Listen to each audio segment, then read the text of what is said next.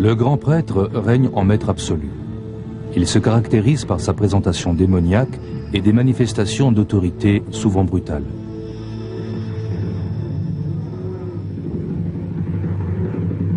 Il y a pourtant satanisme et satanisme. Dans les loges organisées, l'apprentissage des rituels spirituels occupe la première place.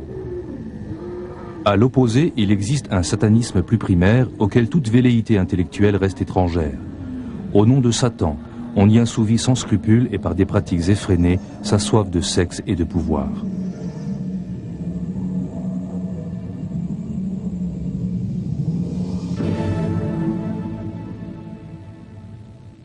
Les spécialistes de ce milieu voient dans ce satanisme de pouvoir ou satanisme machiste un réel danger, en particulier pour les jeunes sans expérience et immatures.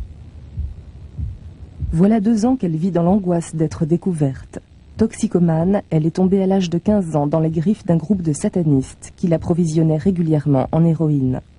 2 ans et demi plus tard, une thérapeute l'a aidée à se libérer du cercle de Satan. Anna a séjourné plusieurs mois en hôpital psychiatrique, mais même là, les satanistes ont retrouvé sa trace. Combien de temps vous a-t-il fallu pour être admise dans ce groupe? Au bout de 4 semaines, on m'a amenée à une messe noire. Que s'y est-il passé? Lors de la première messe, j'étais juste spectatrice. Un animal a été sacrifié, il ne s'est rien passé pour moi. Lors de la seconde messe, j'ai été initiée. Un grand prêtre a grimpé sur moi et m'a violée. Il m'avait d'abord ligotée sur l'autel avec des chaînes. J'étais nue. Ils avaient dessiné des signes sur mon corps, avec du sang de porc, des symboles sataniques, des étoiles à 5 branches, des croix inversées.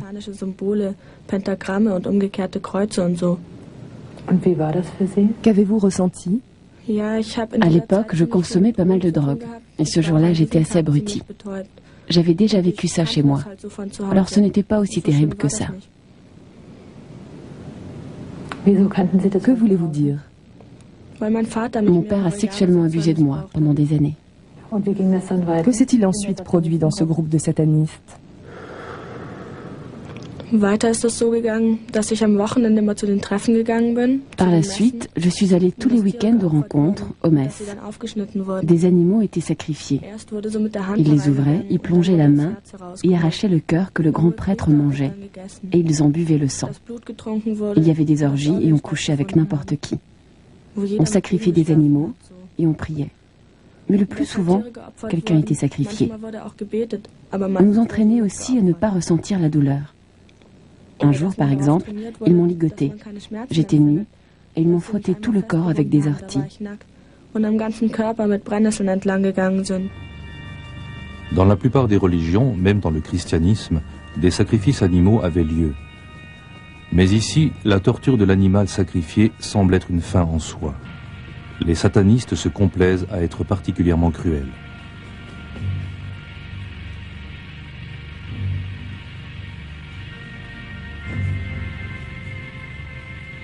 Lors des entraînements à la douleur et au dégoût, les élèves doivent aussi subir des choses effroyables.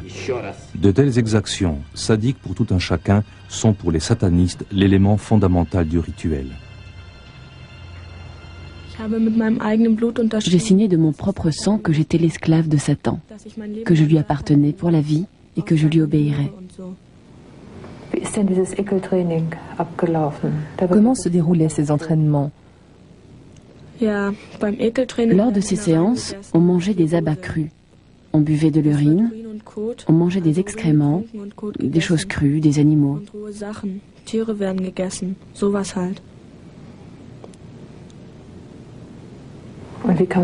Comment peut-on surmonter cela? Que ressent-on?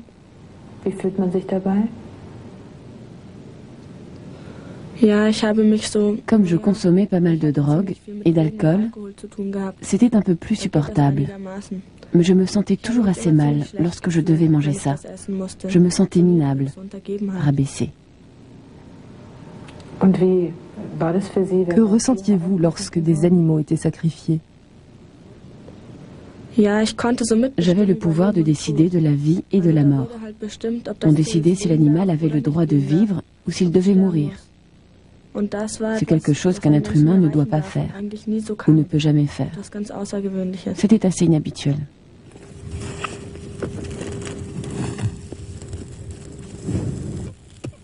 L'objectif est d'atteindre une insensibilité absolue, de se débarrasser de toutes émotions humaines. La compassion n'est pas autorisée. Nantis de la promesse de progresser pas à pas dans la hiérarchie de la secte, d'obtenir toujours plus de pouvoir, les élèves sont prêts à se renier eux-mêmes. Ce lavage de cerveau doit conduire à l'insensibilité totale. La promesse du pouvoir est séduisante, surtout pour celui qui, comme Anna, se sent impuissant. Au cours de sa vie, Anna a souvent été humiliée. La dépendance à l'héroïne a détruit ses perspectives d'avenir. Pendant un moment, elle a vu dans le satanisme une chance d'extérioriser son agressivité. On sait qu'on doit se soumettre au début, mais après on accède au pouvoir qu'on aimerait avoir. Ou alors on y a déjà partiellement accès. On peut torturer d'autres personnes, leur faire du mal. Quel genre de torture? On les fouette ou on frotte leur corps avec des orties. On leur écrasait aussi des cigarettes sur le corps ou on faisait glisser un couteau sur leur peau en les coupant profondément de temps en temps.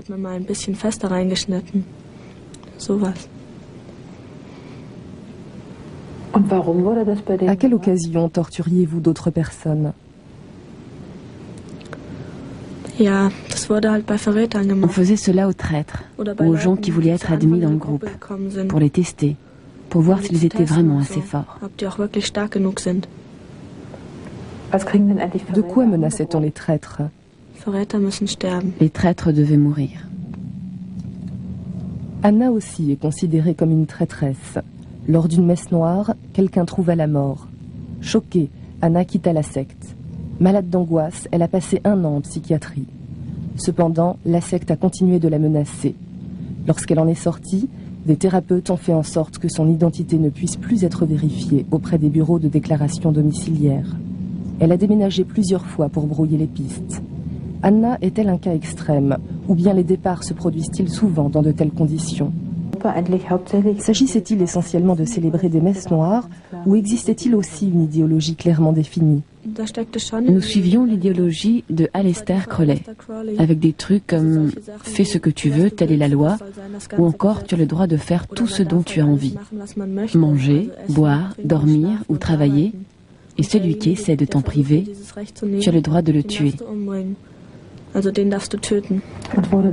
Vous respectiez cette loi au pied de la lettre? J'ai entendu dire qu'une fois, quelqu'un avait été assassiné.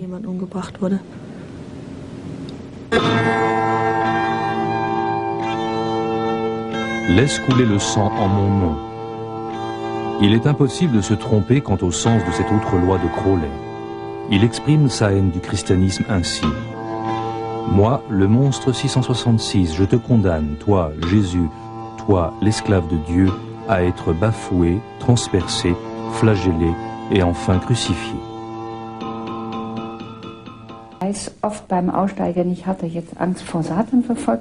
On ignore fréquemment que les gens qui ont quitté une secte craignent d'être poursuivis par Satan, qu'ils ont peur des représailles des satanistes, ou encore qu'ils craignent de ne pas s'en sortir, de se suicider, puisque la vie ne leur semble plus possible. Tout départ entraîne des situations dramatiques.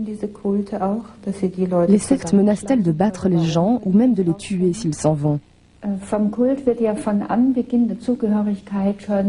Dès l'admission dans le groupe, la secte laisse entendre qu'il est risqué de la quitter. C'est un principe très dur.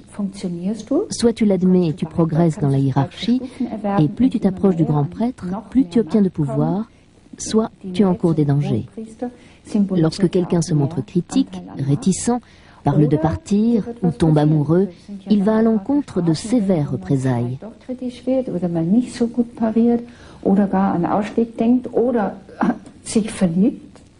Tomber amoureux est très sévèrement puni. Beaucoup de mes patients m'ont raconté les terribles difficultés qu'ils ont rencontrées à cette occasion.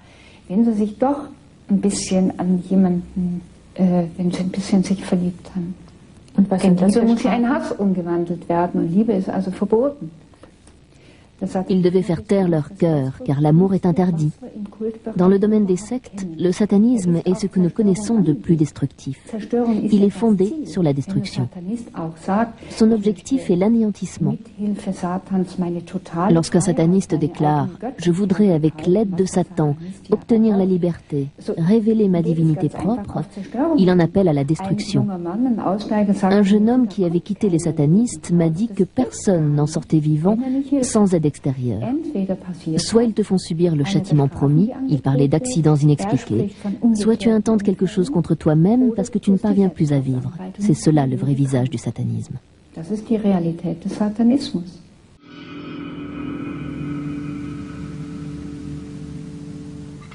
Ces récits d'expériences vécues se multiplient. La réalité dépasse tout entendement. On intente peu de choses contre cela car personne ne parvient à y croire. Dans certains cercles sataniques, on semble ne reculer devant rien, pas même devant le crime.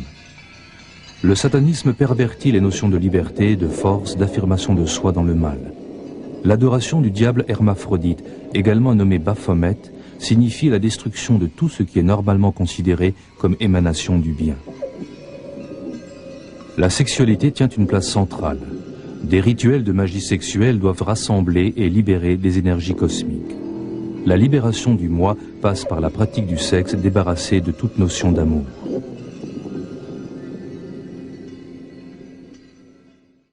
À Wörth, en Allemagne, un pré-retraité et un guérisseur, forts de leurs ambitions sataniques, ont sexuellement abusé de 8 enfants. Le pré-retraité s'est retrouvé pour 8 ans derrière les barreaux. Mais les enfants ont dû subir bien d'autres méfaits. Pour les parents de l'un d'eux, il est important que soient portés à la connaissance du public les détails, même répugnants, de ce qui s'est passé.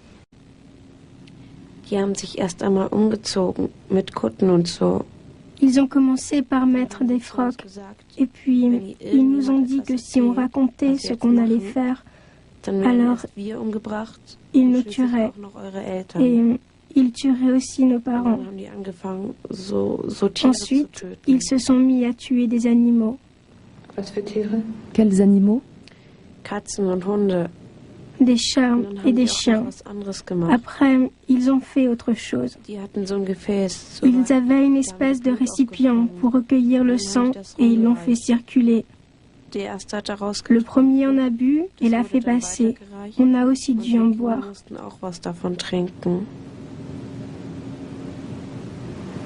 Vous arriviez à supporter toutes ces choses?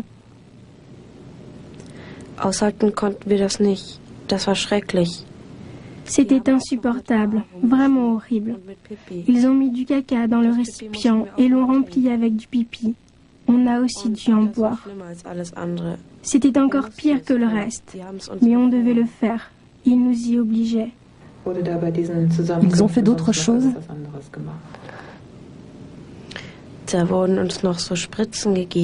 Ils nous ont fait des piqûres avec des aiguilles. Et ensuite, on se sentait tout drôle, comme si on ne pouvait plus marcher.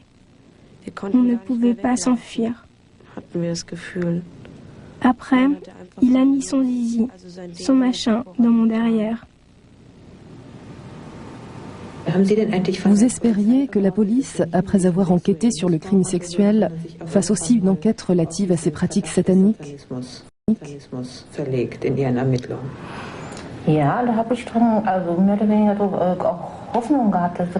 J'espérais plus ou moins qu'il se passerait quelque chose. J'ai dénoncé Fritz B.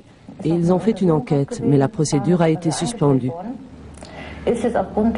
C'est sur la base de ces déclarations qu'elle a été réouverte, puisqu'il raconte que des animaux ont été tués. Nous sommes allés à la police criminelle et je leur ai dit qu'il s'était passé d'autres choses, qu'ils avaient répandu de l'urine et des excréments, que les enfants avaient été couchés dans un cercueil, enfermés dans de petites pièces sombres, qu'ils avaient eu des piqûres, etc. J'ai parlé des lieux où cela s'était produit. Ils se sont contentés de sourire et l'affaire était close.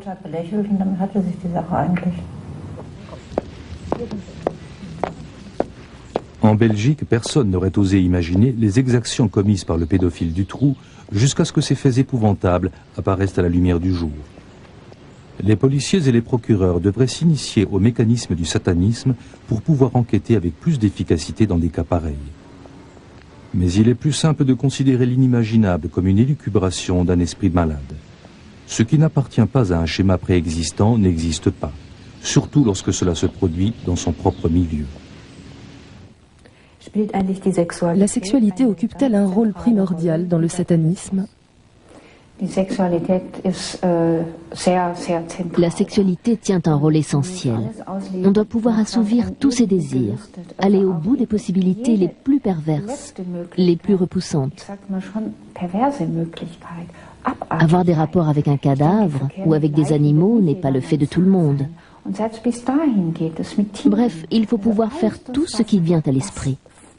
En ce domaine, il n'existe aucune limite. Une fois de plus, c'est censé être une voie vers la libération. Tu dois tout vivre à fond. Mais quel plaisir y trouve-t-on ?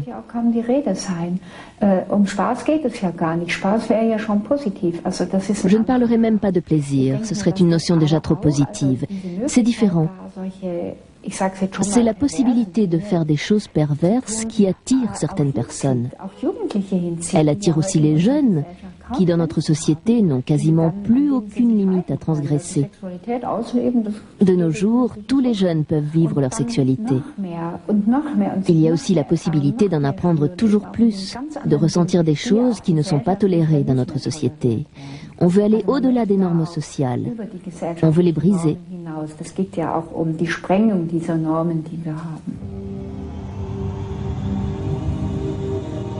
En appeler aux lois de la nature ne fait pas de chaque perversion un acte juste. Une société sans règles du jeu finit dans la violence et le chaos.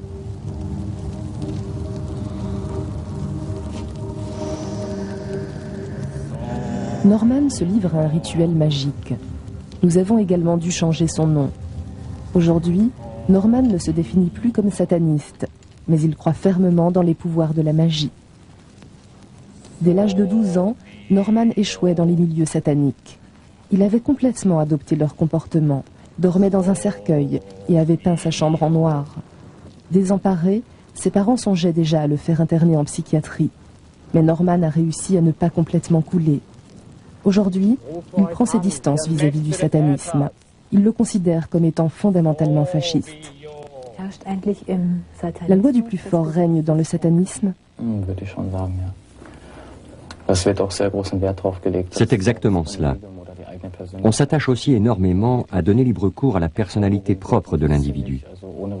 On s'applique à faire régner le principe de l'anarchie, sans craindre la casse. La règle est de faire et laisser faire ce que chacun veut, ce que sa volonté lui dicte. On te le fait comprendre assez brutalement.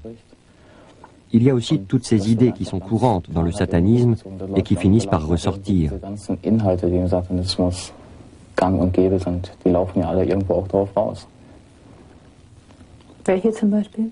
Lesquels, par exemple ? Étendre son domaine de pouvoir, s'affirmer vis-à-vis des autres, écarter de son chemin ses ennemis sans ménagement, déblayer son terrain. D'une certaine manière, ça concorde assez bien avec ce que l'on voit dans notre société. C'est devenu une chose courante. On joue de plus en plus du coude.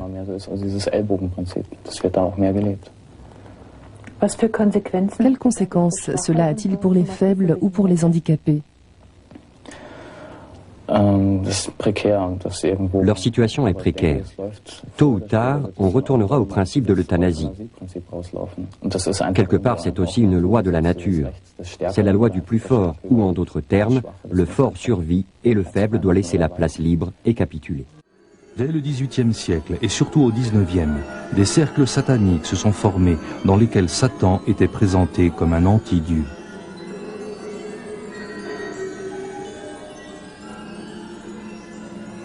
Des messes noires étaient célébrées.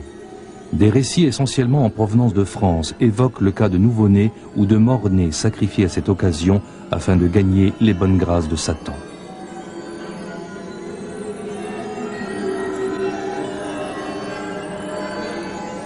Mais l'élément marquant de ces messes était principalement leur caractère blasphématoire.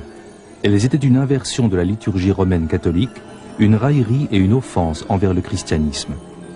Ces éléments de base étaient la profanation de crucifix et d'hosties avec du sperme et du sang menstruel, des orgies et des viols commis sur l'autel, des sacrifices animaux et humains.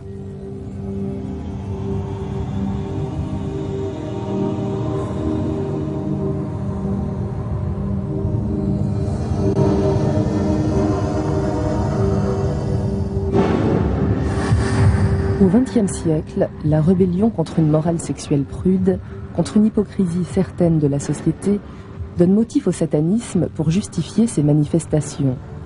Satan devient l'incarnation de l'homme libre, débarrassé de ses chaînes pour mieux s'adonner à ses pulsions et œuvrer contre un Dieu injuste, oppresseur de l'humanité.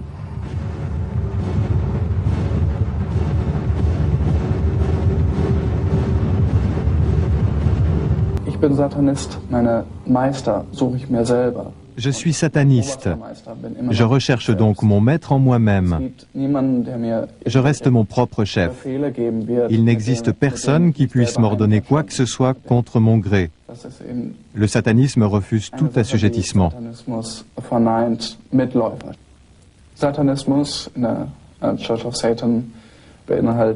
Le satanisme de l'Église de Satan est fondé sur l'idée du darwinisme social.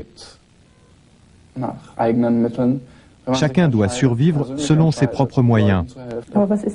Mais qu'en est-il par exemple d'un handicapé mental qui peut faire des choses simples mais qui ne rapporte presque rien à la société?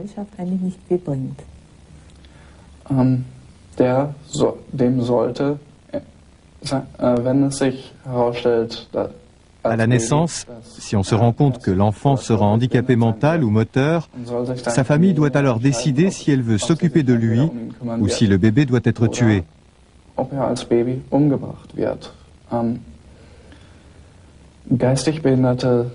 Les handicapés mentaux sont trop souvent le résultat d'erreurs génétiques. Une doctrine enseignée par l'Église de Satan dit que les satanistes qui savent que leur patrimoine génétique est défectueux ne doivent pas se reproduire, qu'ils ne doivent pas avoir d'enfants.